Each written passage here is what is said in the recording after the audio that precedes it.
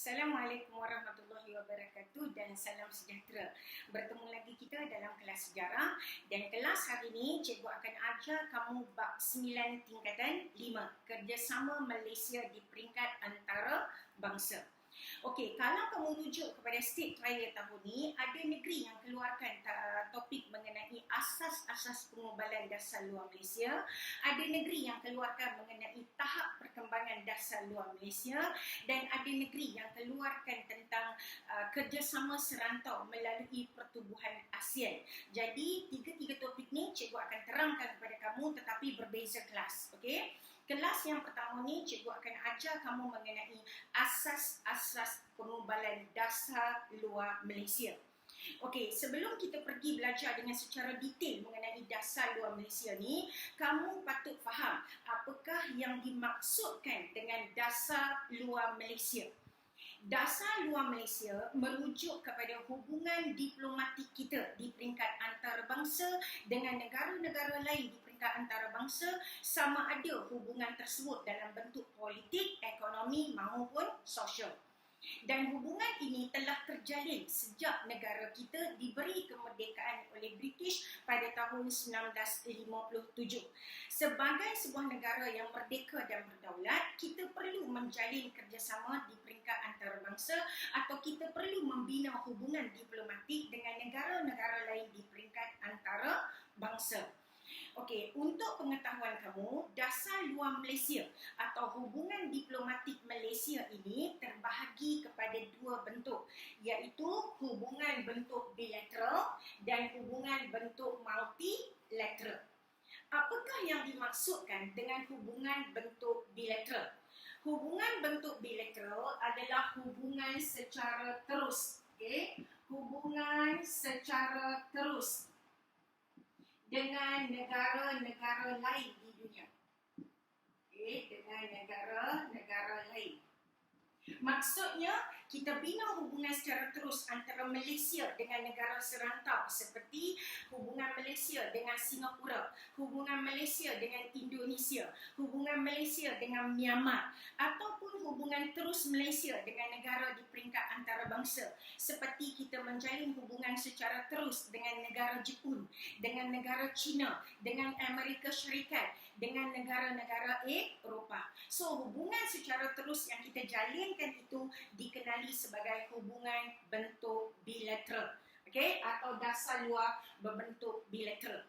Apa pula yang dimaksudkan dengan hubungan bentuk multilateral? Okey, hubungan bentuk multilateral merujuk kepada hubungan negara kita dengan negara-negara lain di dunia dengan cara kita menyertai pertubuhan-pertubuhan di peringkat serantau ataupun di peringkat antarabangsa. So, fahamkan betul-betul Ini merupakan hubungan atau kerjasama Malaysia melalui pertubuhan serantau ataupun pertubuhan antarabangsa. Contohnya, kita jalin hubungan kerjasama, kita jalin hubungan bentuk multilateral ini dengan cara kita menjadi ahli pertubuhan serantau seperti ASEAN. Okey, atau kita jalin hubungan antarabangsa dengan di peringkat antarabangsa dan melalui pertubuhan seperti OIC, okey, ataupun NAM ataupun PBB. Ini dipanggil hubungan bentuk multilateral, iaitu dengan cara kita menjadi ahli kepada pertubuhan-pertubuhan di peringkat serantau dan antarabangsa, dan dengan melalui cara begitu kita dapat membina dasar luar Malaysia atau kita dapat menjalin hubungan diplomatik dengan negara-negara lain di peringkat antarabangsa. Okey, yang kedua, kamu perlu tahu tentang apakah tujuan dasar luar Malaysia ini digubal. Kenapa kita perlu menjalin hubungan diplomatik dengan negara-negara lain di dunia? Okey, kamu kena tahu tujuan. Yang pertama, tujuan dia tentu-tentulah untuk memajukan ekonomi negara. Okey, Kita perlu jalin hubungan yang baik dengan negara-negara lain di dunia dalam usaha untuk memajukan ekonomi negara. Contoh, kita mempunyai hasil pertanian dan kita perlu jual hasil pertanian ke negara asing untuk menjana pendapatan negara. Contoh, kita jual sayur, kita jual buah-buahan kita kepada negara seperti Singapura atau kepada negara China. Maka secara tidak langsung kita dapat menjana pendapatan negara. That's why hubungan antarabangsa itu penting untuk memajukan ekonomi negara. Selain daripada itu, tujuan kita bina Dasar Luar Malaysia atau kita gubal Dasar Luar Malaysia ini bertujuan untuk mewujudkan keamanan dunia. Keamanan dunia. Okay? Sebagai sebuah negara yang mengamalkan sistem pemerintahan bentuk demokrasi, kita sangat mementingkan dan memperjuangkan prinsip keamanan dunia. Maka kita perlu jalin hubungan yang baik dengan semua negara di dunia sebab kita nak wujudkan keamanan. Keamanan ini penting bagi menjamin kesejahteraan hidup manusia. Jadi, bagi mengelakkan pertelingkahan, bagi mengelakkan konflik di peringkat antarabangsa, maka kita jalinkan hubungan di peringkat antarabangsa dengan negara-negara luar ini demi mewujudkan keamanan dunia. Selain daripada tersebut, kita jalin hubungan antarabangsa ini bertujuan untuk mengukuhkan sistem politik. Mengukuhkan sistem politik. Bagaimana kita dapat mengukuhkan sistem politik? Apabila kita menghormati prinsip keamanan dunia dengan menyertai pertubuhan PBB sebagai sebuah negara yang mengamalkan sistem pemerintahan bentuk demokrasi, kita menyokong usaha-usaha yang dibuat oleh Pertubuhan Bangsa-Bangsa Bersatu bagi memastikan keamanan dunia. Jadi, kita jalinkan hubungan bentuk multilateral dengan menjadi ahli kepada pertubuhan PBB bertujuan untuk mengukuhkan sistem politik dunia agar berada dalam keadaan yang aman tanpa melibatkan sebarang pertelingkahan atau konflik di peringkat antara bangsa. Jadi itu antara tujuan kenapa kita perlu mengubah Dasar Luar Malaysia. Kenapa kita perlu menjalin hubungan diplomatik di peringkat antara bangsa. Okey, ketika kita membina Dasar Luar Malaysia atau ketika kita mula menjalin hubungan diplomatik dengan negara-negara luar ini, terdapat faktor-faktor atau asas-asas yang menentukan bagaimana kita memilih kawan di peringkat antarabangsa. Bagaimana kita memilih negara-negara di peringkat antarabangsa untuk menjalinkan hubungan tersebut secara rapat atau secara lebih erat. Okay? So, ini membawa kepada asas-asas pengubalan Dasar Luar Malaysia. Ini cikgu nak ajar sekarang. Okay? Asas-asas pengubalan Dasar Luar Malaysia. Maksudnya faktor-faktor yang kita ambil kira bila kita nak menjalin hubungan di peringkat antarabangsa. Faktor yang pertama adalah faktor sejarah. Faktor sejarah. Dari sudut sejarah, sejak negara kita diasaskan oleh Parameswara pada tahun 1400,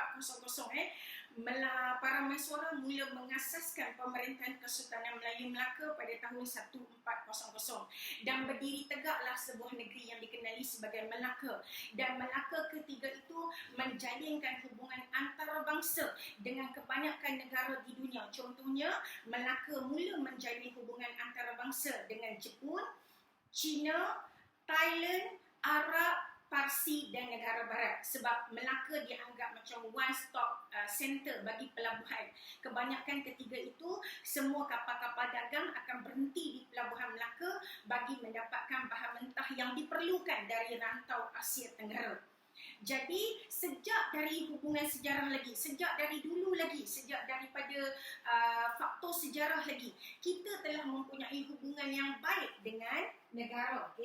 Sejak zaman Kesultanan Melaka, kita telah mempunyai hubungan yang baik dengan China, dengan India, dengan negara Arab, dengan negara Jepun. So, Akibat faktor sejarah ni, sehingga sekarang kita masih menjalin hubungan yang baik dengan negara-negara ini kerana hubungan ini telah terjalin sejak pengasasan Melaka oleh para meswara. Okey, selain daripada itu, sejak kita merdeka, bila kita merdeka pada tahun 1957, kita telah menjalin hubungan yang baik dengan negara-negara barat.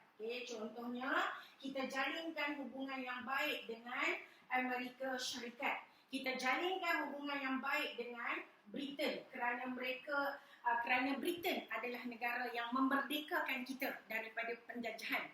Britain juga merupakan negara yang menjalin hubungan perdagangan dengan negara kita ketiga itu. Britain juga antara negara yang menghulurkan bantuan ketenteraan kepada kita ketiga itu. Maka atas faktor sejarah, hubungan itu tetap terpelihara daripada dulu sehingga sekarang. Nampak faktor pertama atau asas pertama, pengubalan dasar luar Malaysia bertitik tolak daripada faktor sejarah. Dari sudut sejarah, kita dah lama jalinkan hubungan dengan negara-negara ni dan sehingga sekarang kita tetap baik dan kita tetap menjalinkan kerjasama ni sebab hubungan ini telah lama terbina. Faham? Okey. Kita tengok pula faktor yang kedua. Faktor yang kedua adalah faktor ekonomi. Okey. Dari sudut ekonomi, sejak ketika kita dimerdekakan oleh British pada tahun 1957, kita mempunyai hasil bahan mentah negara seperti biji timah, getah, kelapa sawit. Dan hasil-hasil ini dibeli oleh negara barat seperti Britain dan Amerika Syarikat. Kenapa? Sebab mereka satu-satunya pembeli bahan mentah kita di peringkat antarabangsa. Jadi, dari sudut ekonomi, kita masih mengharapkan pergantungan kepada negara barat. Pergantungan kepada negara barat semasa kita awal merdeka. Contohnya, dengan negara seperti US dan Britain. Jadi, sebab itu atas faktor ekonomi, kita sanggup menjalinkan kerjasama yang baik dengan negara barat di mana pada peringkat awal kita merdeka dulu, kita mengamalkan dasar luar Malaysia iaitu pro-barat dan anti-komunis. Maksudnya, kita berbaik-baik dengan semua negara barat dan kita ambil langkah untuk tidak menjalin hubungan dengan negara komunis. Kenapa kita pro-barat atau kita jalinkan hubungan antarabangsa yang baik dengan negara barat? Sebab mereka membantu kita dari sudut ekonomi. Mereka lah yang membeli hasil bahan mentah negara kita ketika kita baru merdeka. Mereka adalah pembeli bahan mentah.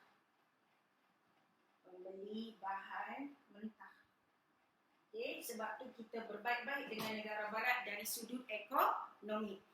Kemudian, ketiga pemerintahan Tun Dr. Mahathir kali pertama sebagai Perdana Menteri. Ketiga itu atas faktor ekonomi, Tun Dr. Mahathir mula menjalin hubungan yang baik dengan negara-negara timur. Ketiga pemerintahan Tun Dr. Mahathir Mohamad. Nampak cikgu short form ni? Tun Dr. Mahathir Mohamad, beliau mengambil langkah untuk memulakan dasar pandang ke timur. Dasar pandang ke timur. Jadi, Tun Dr. Mahathir mengambil langkah untuk berbaik-baik atau menjalin hubungan yang baik dan hubungan yang rapat dengan negara seperti Jepun, Korea Selatan dan China. Jepun, Korea Selatan dan China bertujuan untuk memajukan ekonomi negara. Contoh macam kita tengok kalau kamu kaji dari sudut sejarah, teknologi pembuatan kereta nasional waktu itu Proton Saga, kerana kita mendapat kerjasama ekonomi secukupnya daripada negara Jepun. Kenapa kita dapat kerjasama ekonomi ini? Kerana Tun Dr. Mahathir menjalinkan hubungan diplomatik dengan negara Jepun dan sanggup menyeru rakyat untuk mengamalkan dasar pandang ke timur, menjadikan Jepun, menjadikan Korea Selatan dan China sebagai gergasi ekonomi timur yang kita perlu ikut, kita perlu jadikan contoh bagi memajukan ekonomi negara. Okey. Asas yang ketiga atau faktor yang ketiga ketika kita menjalinkan dasar luar Malaysia ini adalah dari faktor yang ketiga dari faktor politik.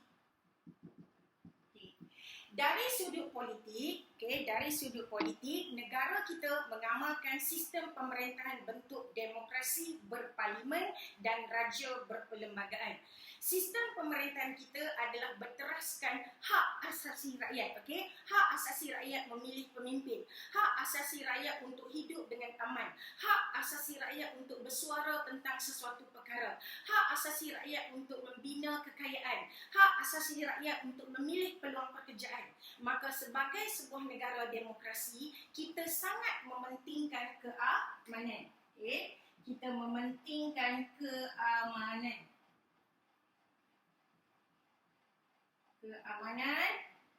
Dan kita menghormati hak asasi rakyat. Hak asasi rakyat.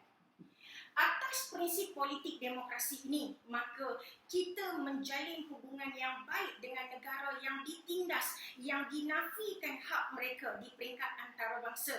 Contohnya, kita menjalin hubungan yang baik dengan negara Palestin dan kita putuskan hubungan diplomatik dengan Israel. Kenapa? Kerana Israel tidak menghormati prinsip keamanan, kerana Israel telah menceroboh Palestin dan menafikan hak asasi rakyat Palestin untuk hidup secara aman di bumi mereka sendiri, di tanah air mereka sendiri. Jadi, atas faktor politik, maka kita memilih kawan di peringkat antarabangsa. Kita jalinkan hubungan yang baik dengan Palestin dan kita putuskan hubungan diplomatik dengan Israel. Why? Kerana negara kita mementingkan prinsip keamanan, negara kita adalah sistem politik berdasarkan demokrasi berparlimen yang mementingkan hak manusia ataupun hak rakyat. Jadi kamu kena terangkan atas faktor politik tu. Contoh, kamu buat contoh, kita jalinkan hubungan dengan Palestin. Yang ditindas oleh Israel. Ini atas faktor politik. Faktor yang keempat ketika kita melakukan dasar luar Malaysia ini, faktor geografi. Faktor geografi. Faktor yang keempat adalah faktor geografi. Dari sudut geografi, kedudukan Malaysia ni sangatlah strategik. Terletak di laluan antarabangsa dari barat ke timur dan dari timur ke barat melalui jalan laut. Jadi berdasarkan kedudukan strategi yang merupakan kedudukan geografi yang sangat strategik, yang merupakan laluan dagangan antarabangsa, maka sangatlah penting untuk kita menjalinkan hubungan baik dengan seluruh negara-negara di dunia, terutama dengan negara serantau, kerana kedudukan geografi kita itu merupakan satu kawasan yang terletak di pertengahan jalan dan kita perlu berbaik dengan semua negara bagi mengelakkan penganiayaan negara kita di peringkat antarabangsa. Contoh, jika berlaku kes tumpahan minyak di laluan kita, di laluan lautan negara kita, maka kita boleh selesaikan melalui kes rundingan di peringkat antarabangsa apabila kita menjalin hubungan antarabangsa yang baik dengan semua negara. Kedudukan kita yang strategik. Kedudukan strategik di laluan antarabangsa. Selain daripada itu, kerana kedudukan kita yang strategik, yang berdekatan dengan negara-negara Asia Tenggara yang lain, contohnya kita berdekatan dengan Singapura, Indonesia, Thailand, maka hendaklah kita memastikan hubungan serantau kita, hubungan kita di peringkat antarabangsa dengan negara-negara yang berdekatan atau yang serantau ni hendaklah dijaga kerana kedudukan geografi kita yang berdekatan. Maksud dia, if anything happen to our country, siapa yang paling cepat akan datang membantu? Of course, negara-negara serantau. So, kita perlu berbaik dengan negara serantau atas faktor geografi. Okey. Dan faktor terakhir, kenapa ketika kita menjalin hubungan atau dasar luar Malaysia ni, faktor terakhir yang perlu kita titik beratkan, yang kita ambil sebagai pedoman atau panduan ketika menjalinkan atau membina dasar luar Malaysia ini adalah faktor demografi. Okey, faktor demografi. Kat mana cikgu nak tulis? Faktor demografi. Okey, kita ubah sikit. Okey, kita pergi ke atas. Yang faktor yang ke-5. Faktor demografi. Okey. Apa maksud faktor demografi? Faktor demografi merujuk kepada faktor kependudukan. Okey, kependudukan. Kependudukan. Okey. Negara kita mempunyai bilangan rakyat yang terdiri daripada pelbagai kaum, dan kaum yang terbesar adalah orang Melayu yang kebanyakan penduduknya adalah beragama Islam. Jadi oleh kerana majoriti rakyat kita adalah orang Melayu yang beragama Islam, maka kita jalinkan hubungan yang baik dengan seluruh negara-negara Islam di dunia. Sebab itulah kita menyertai pertubuhan antarabangsa seperti OIC. Kenapa? Sebab kita jalinkan hubungan antarabangsa yang baik dengan seluruh negara Islam bagi menghormati prinsip-prinsip Islam, bagi menjaga hubungan baik dengan negara-negara Islam, dan bagi menjaga tempat-tempat suci Islam supaya terpelihara dan tidak dicemar. Okey? Selain daripada itu, atas faktor demografi ini, oleh kerana kita adalah beragama Islam, maka dalam agama Islam, okey, agama rasmi kita adalah agama Islam, dalam agama Islam atau agama lain yang dianuti oleh rakyat Malaysia, kita menganggap bahawa perpaduan itu sangat penting. Kita tidak menilai manusia dari segi warna kulit ataupun dari segi keturunan ataupun dari segi penampilan dia. Maka ketiga itu, atas faktor demografi, kita tidak menjalin hubungan diplomatik dengan Afrika Selatan dulu masa awal kita merdeka. Okay? Kita putuskan hubungan diplomatik.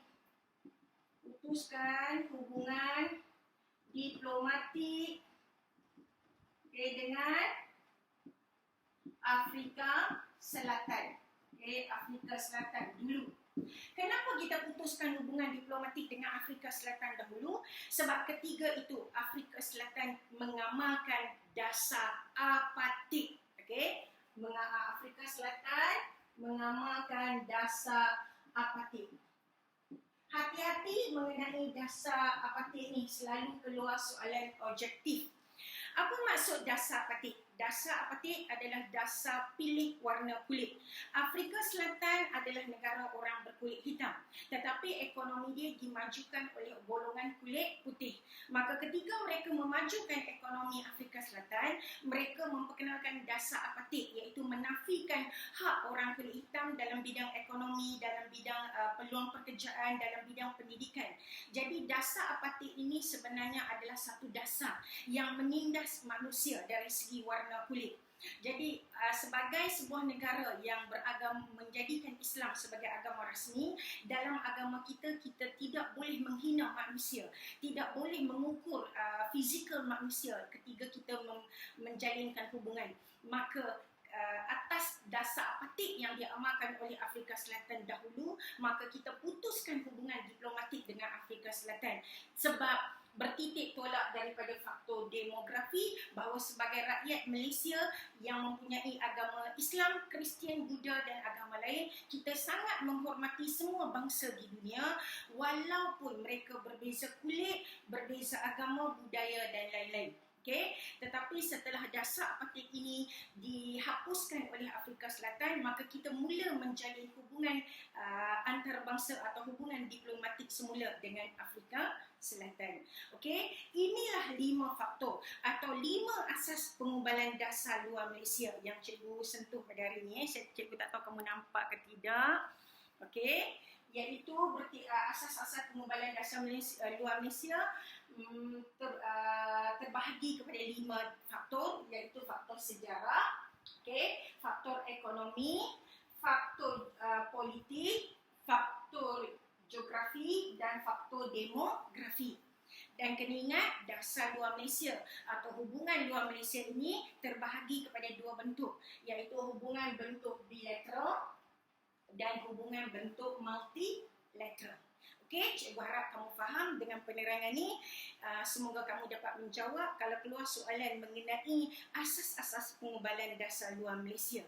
Okey, ini sahaja kelas kita. Untuk soalan kebat, cikgu akan sentuh pada kelas tahap perkembangan dasar luar Malaysia. Okey, terima kasih student. Assalamualaikum warahmatullahi wabarakatuh dan salam sejahtera.